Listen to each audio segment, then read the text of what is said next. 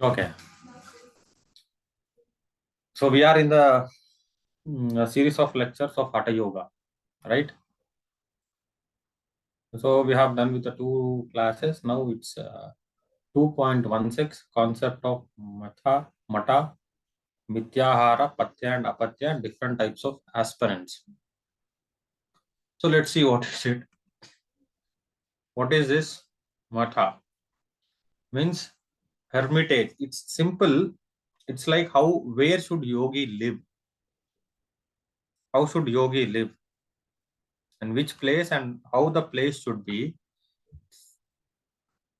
that what we are going to see now. See, we are in cities, either we live in apartment or an individual house, so-called two-bedroom, three-bedroom, duplex, there are different things.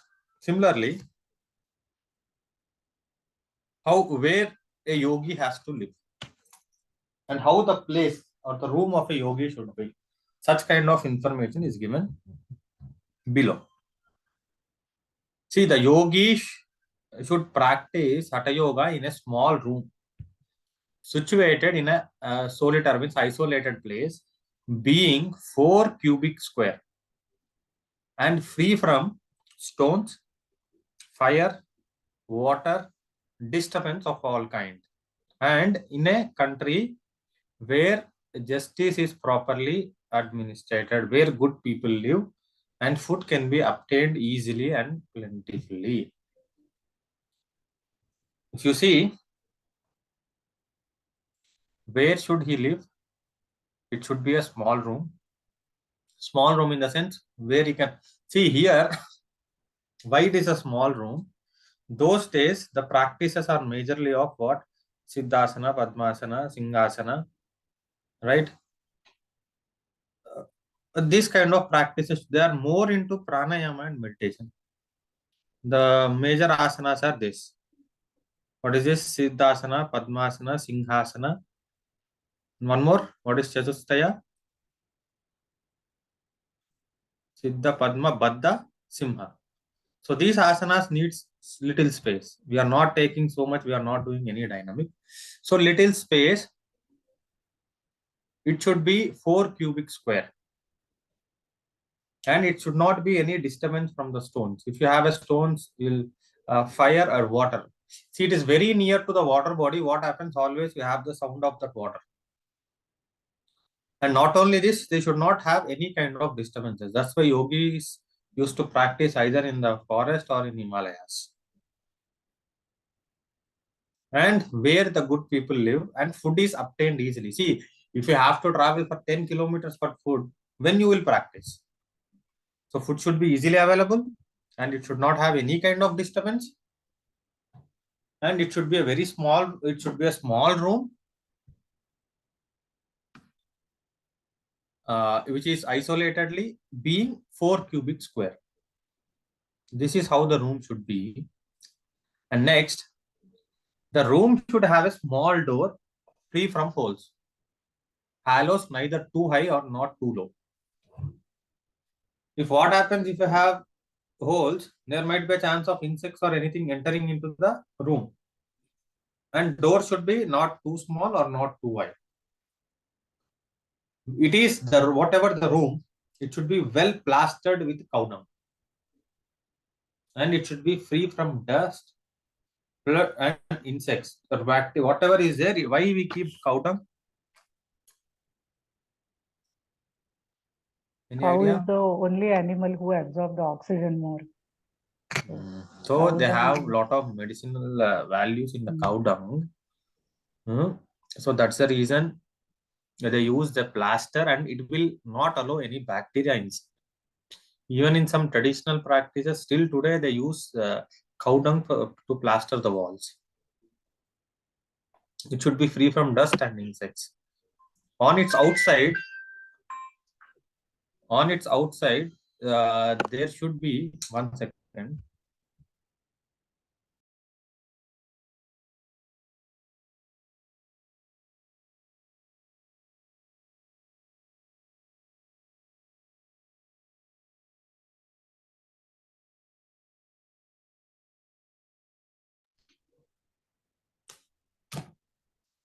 Huh.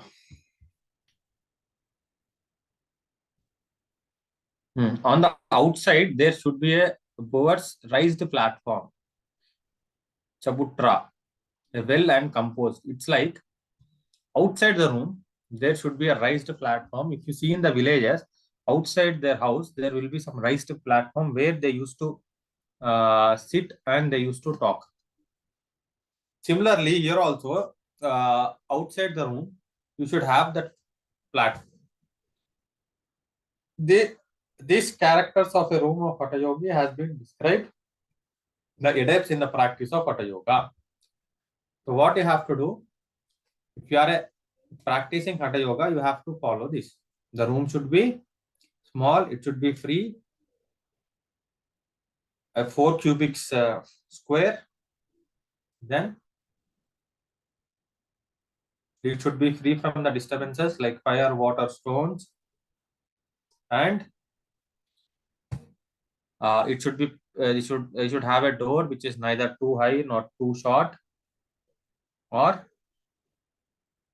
it should be plastered with the cow dung, and it should be free from the insects. There should be a raised platform outside the door. Why? Because why the raised platform where the guru will sit and he'll teach to the disciples. See, and the next sutra, same thing is there. Having seated in such a room, free from all anxiety, he should practice yoga as instructed by his guru. Which room? What we have seen in the previous. The Hatha Yogi should live alone in that room and practice in a place the length of a 1.5 meter, where there is no hazards from the rocks, fire, or water, and which is in a well administrated and virtuous kingdom, nation, or a town, where good alms can be easily attained. Swami Smartmaram recommended that a sadhaka should live alone, ekant, and away from others, from the crowded people or the city. What he's saying, if you see, whatever the room he has mentioned, in that room, he has to practice. See, why they live alone, they should avoid. See, if you want to get progress in the sadhana, if you have a company, what happens? Both will never practice. You will have a discussions. So avoid all this. You have to practice alone in such a room, which is free from disturbance, and food is very easily available. And then the whole the hermitage of length of bow 1.5 meters. No surrounding object is possession should be kept to the minimum, and the surroundings should always remain unclustered and clean. Thereby, he will have few mental distractions, as sadhaka's attention could often be drawn to the view outside world and external unfoldment. Why is saying you should not have anything? If you have, the room should be 1.5 meters, and whatever is there, you have to keep it very minimum, and room should be very clean and unclustered. See, what is our general tendency? We are sitting in a room. If room door is open, what happens? We generally look outside. Our mind always want to go out and see all this. So to avoid that, you make it as simple as possible. The window could be a great disturbance, as a sadhaka's attention could often drawn to view the outside world and external happenings. See, that's why there is no window to a room. The sadhaka will go, he will close the door, he will sit and he will do the practice, the sadhana. Why it is not recommended? Because if you have a window, then what happens? Then always we have a tendency to look what is happening outside. You are always interested in external happenings. If something happened to us, we don't care. If something is happening with some other people, we always interested. That's why rumors will spread more than the truth. because you are always interested in some others affairs or some others, so whatever the external things happening. So to avoid that, there is no window.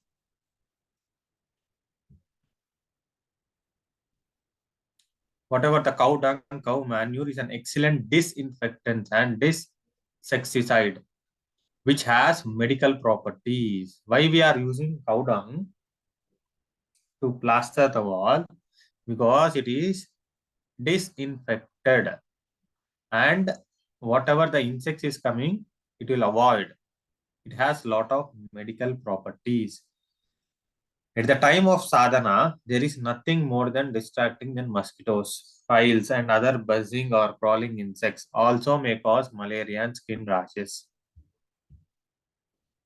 See, where this sadhaka lives, he live in a very concrete jungle or will generally stay in a jungle.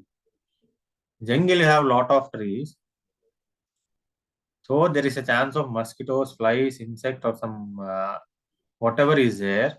If you don't do all this, what happens? You'll get malaria or skin rashes. So what happens? Your sadhana breaks.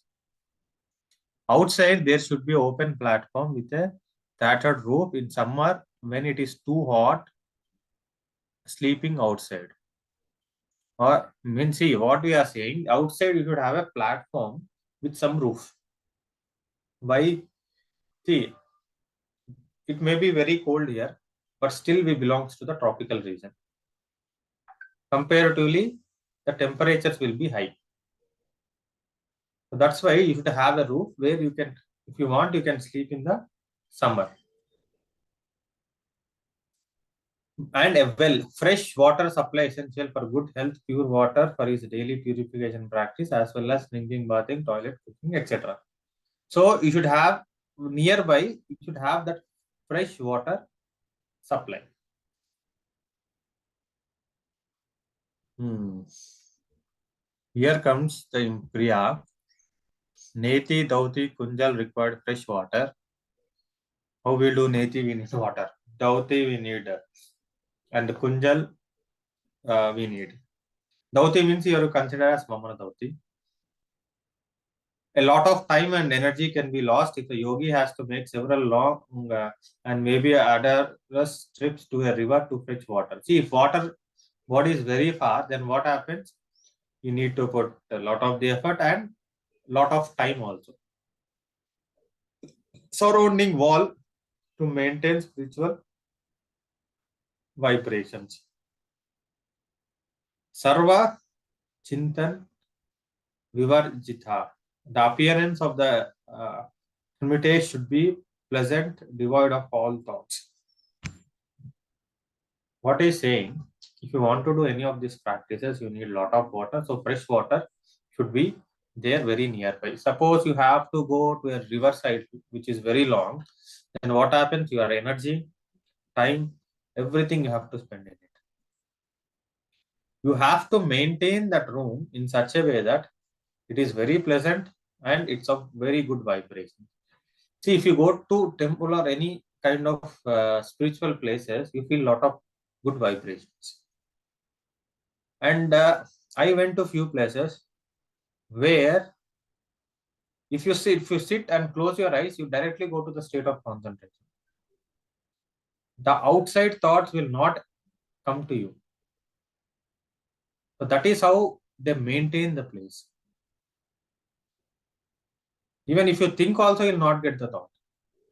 So that are the places where easily you can get to the state of concentration. I have like 2-3 places I went where I felt like no thoughts. But once I come from that place, again I'm the same. This is how you have to maintain the place. Now comes Mithahara. What is Mithahara? Moderation of food. In Bhagavad Gita, what is there? Yukta Ahara Viharasya. And one more we say is Hitam Mitam. How much Hitam it may be, it should be Mitam. How much we like it, but still it should be in a uh, moderate way. So what is Mithahara? We will see according to Hatha Yoga Pradipika.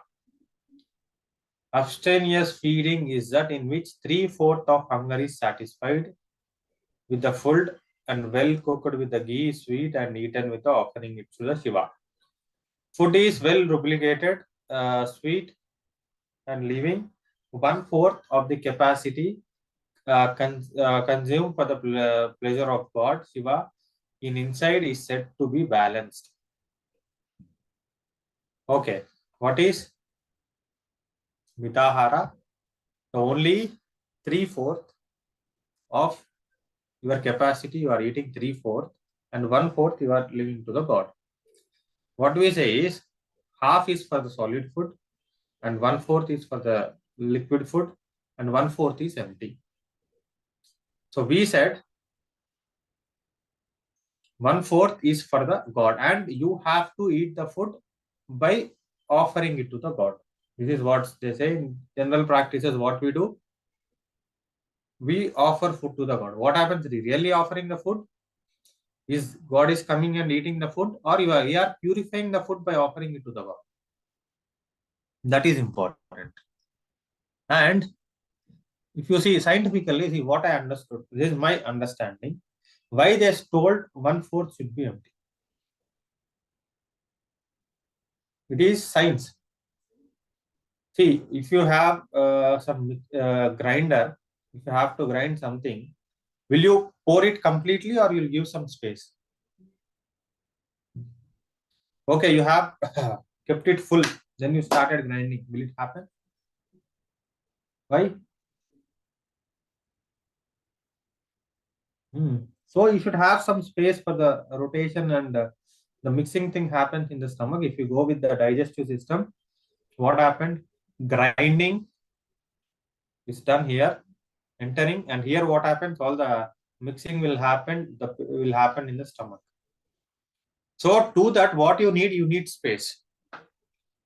If you eat completely, where does it move? So whatever they say, we have to apply to the science, and we have to see.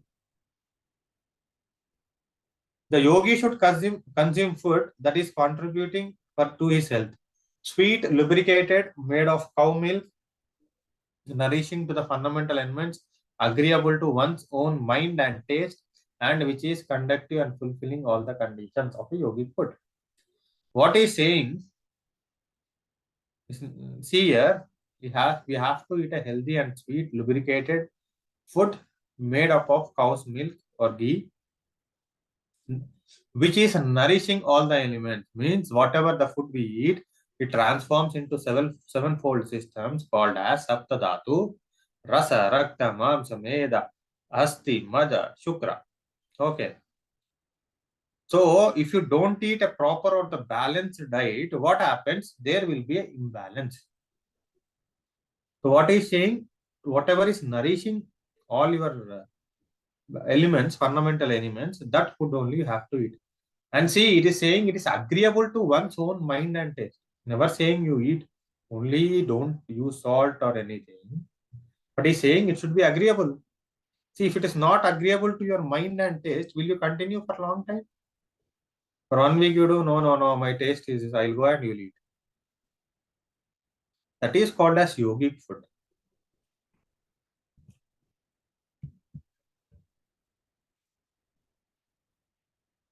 Bitter, sour, salt, hot, green vegetables, fermented, oily, mixed, till, seed, intoxication, liquors, fish, meat, curd, cheese, pulses, oil, cake, asphodia, garlic, onions, etc. should not be eaten.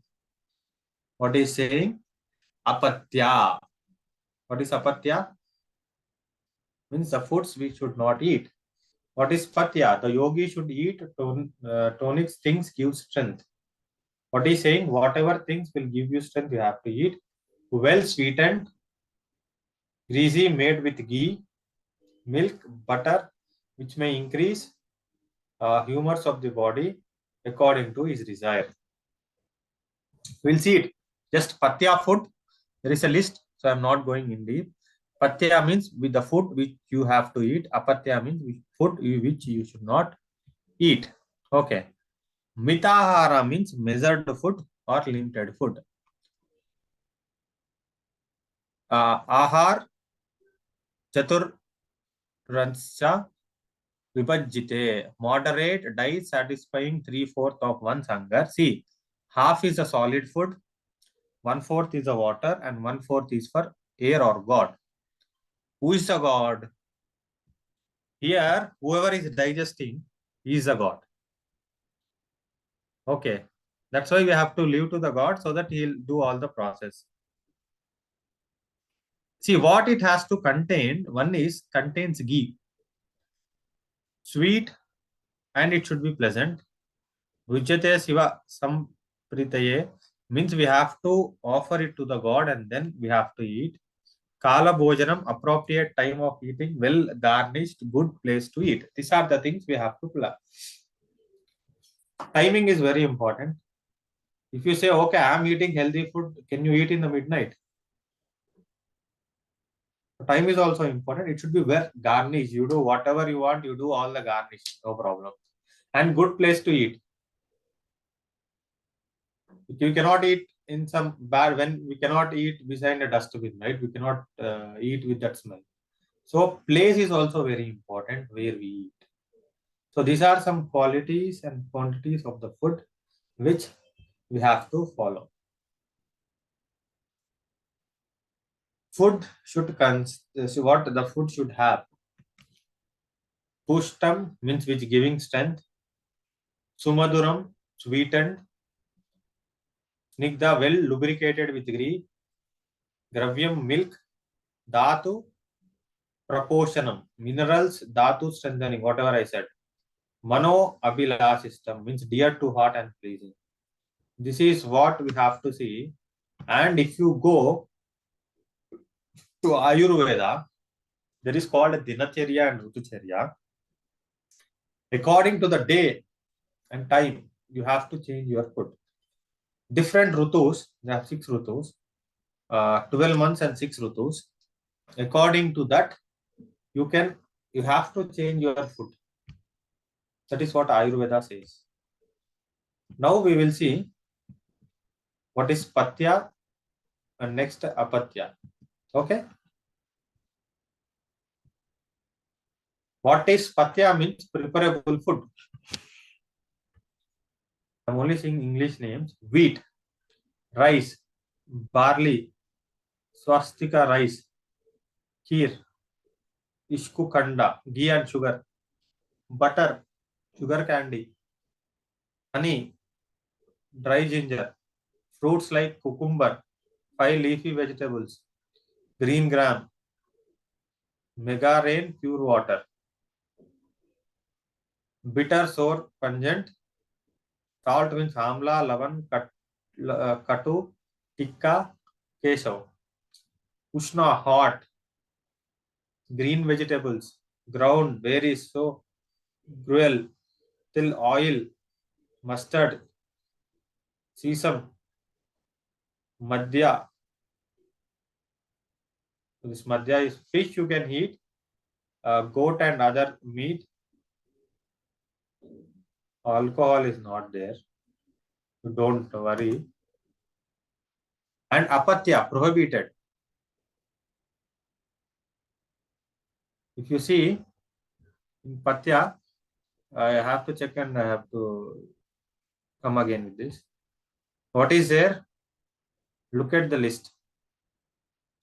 Here butter is there, ghee is there, honey is there, oil is there, and different kinds of tastes are there. Even meat is also there. In Apathya, curd, buttermilk. Already I think I told you regarding this. Buttermilk. In southern part they consider it as Pathya. But in northern they consider it as buttermilk because it is little of sour, no, fermented. Jackfruit, oil cakes, horse gram, ingu, not garlic, stimulating the sex hormones to avoid. And amitya bhojana means irregular, unhealthy substance, heated over and over again, which is dry, excessive salty, acidic, stale, creates fermented, causing indigestion. has too many vegetables mixed as it upsets the digestive system. See, if you see here, Apathya will see curd. Curd is prohibited. You can have buttermilk because its qualities will change. Curd is vata. Generally, it increases the body pains. Buttermilk, as per the Hatha Yoga Pradipika, it is Apathya. Because I told you what is the reason last time. Jackfruit, oil cakes, horse gram, hing, I am not sure what is it. Why garlic? The garlic generally we take it as a medicine, but if you take it in the food, it stimulates sexual hormones.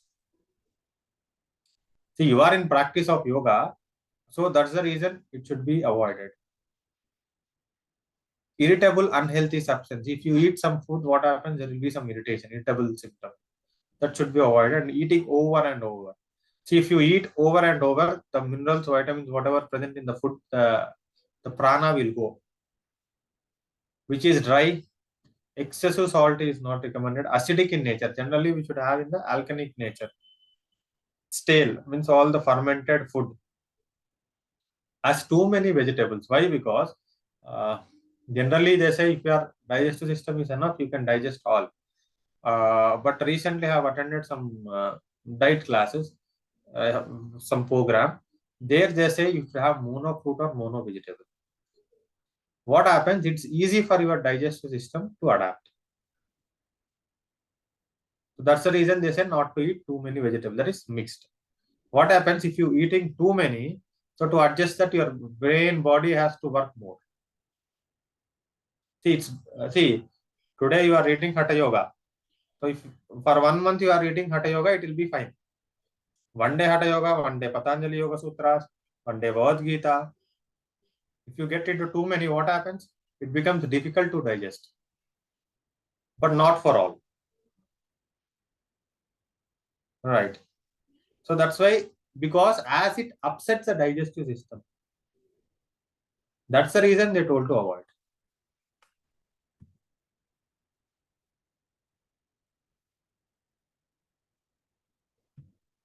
Analysis of versus Mithahara suggests the following points with regard to the yogic concept of food.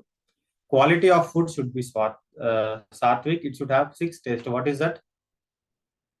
Sweet, sour, pungent, amla, salty, whatever you call it.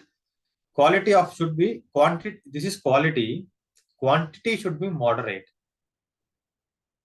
Mental attitude while eating the food agreeable. It must be satisfaction of God's residing inside. Okay. Here, this is very important. Mental attitude. You should be agree. Then you have to eat. Without agreeing, if you eat, then the digestion will not be proper. Because whoever the God is inside, he should be satisfied. The food is prepared in 4 divisions called as Kavya, Pusya, Leha, and Priya Prasada. That is chewable, Prasada that is licked, Prasada tasted with the tongue, Prasada that is drunk. According to the Bhagavad Gita 10.1 to 10.13. This is like food. How can one is like chewable, what we eat generally. The others are liquid. Something is liquid, how we lick and eat. Something is tasted by the tongue. One is liquid food, drinks.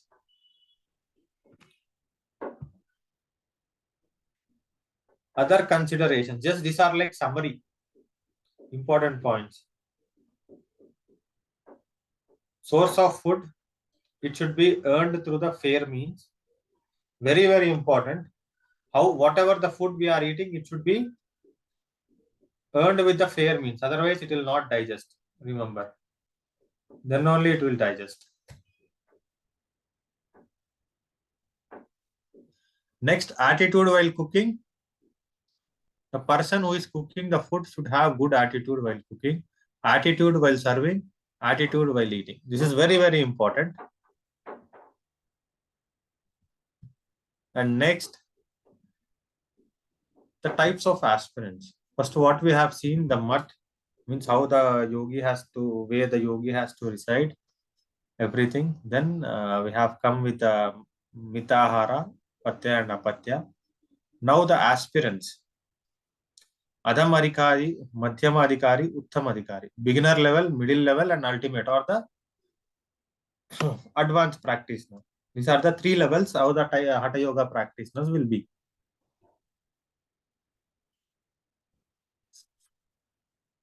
See, whether young or old, very sick or fearful, one can attain perfection in yogas by practicing. I think I told this. Yuvo vruddho ativruddho. Yatito durbalo apiva. Abhyasat siddhi mapnoti sarva yogeshwara tat drista. What is this? Yuvo vruddho ativruddho vyadigrasto. If you see, who can practice this? Young, old, very old, sick or feeble can practice the yoga. But here there is no word called as kids. When you see there is young, means generally it comes from teens. Success comes to him who is engaged in this practice. However, one can get success without one can get a success without practice. For me, merely reading a book on yoga, one can never get a success. What he's saying, if you want to get success, you have to practice. Without practice, can you get success? See, if I do Vajrasana, I'll get benefits of Vajrasana. Digestion is improved. I'll get whatever the benefits. Body will become Vajradeha, suppose. Or the Vajranadi will activate. If I read book, 300 pages book, how to get perfection in Vajrasana, will I get?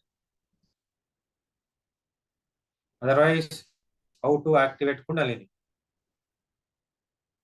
If I read book, will I get? But if I practice the techniques taught by the gurus, then definitely there is a chance. So practice, so success will always come with the practice. How it comes? It only comes with the practice.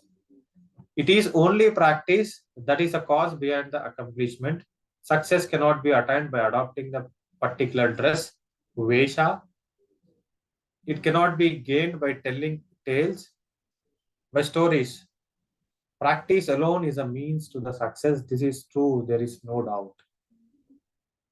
Practice, practice, practice. To practice, theory is important. Without knowing theory, how we will practice? If you don't know the theory of something Vajrasana, how to sit, what will be the leg position, hand position, how can you practice?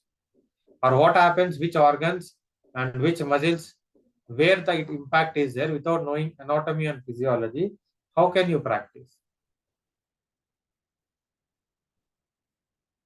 So always practice, practice, practice. Sir, you can close. Meenan sir.